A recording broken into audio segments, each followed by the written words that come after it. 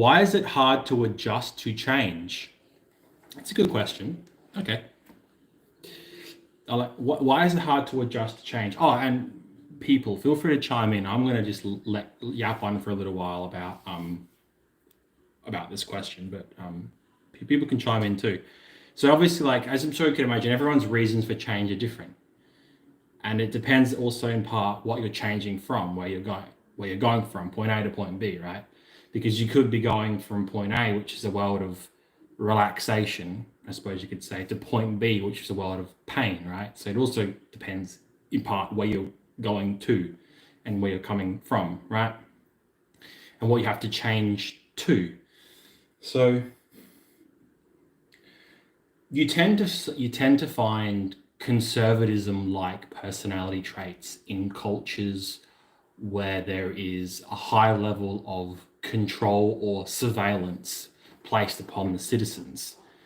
So culturally speaking, people can find it hard to adjust to change because they're quite used to their life being surveyed, controlled, and possibly determined for them, that if they're changing from that to more freedom, it could almost feel like a bit of a trap or a trick for them.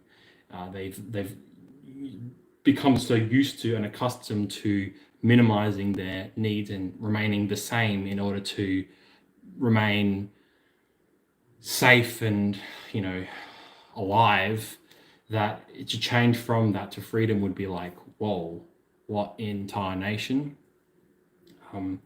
Some people, it doesn't have to be explained by culture. It can also be explained by trauma.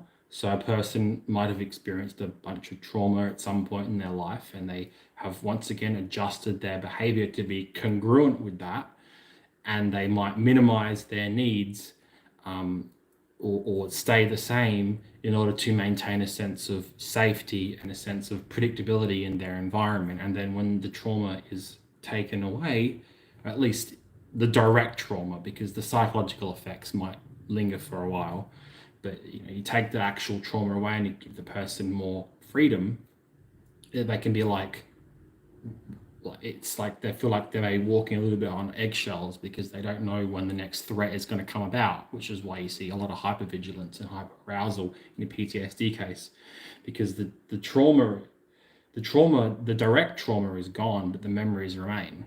So, and memories are a massive part of what governs human behavior. Actually, probably, I don't know what the proportion is, but if I was to hazard a guess, I'd honestly say 50 to 60% of all human behavior is governed by what you have experienced and remember. So if you remember trauma, you're going to behave congruent with that, which is to minimize one's needs and hide until safety presents itself. Sometimes culture and trauma aren't a part of it. And then to answer the question again, why is it hard to adjust to change? Some people are just inherently a bit more conservative than others.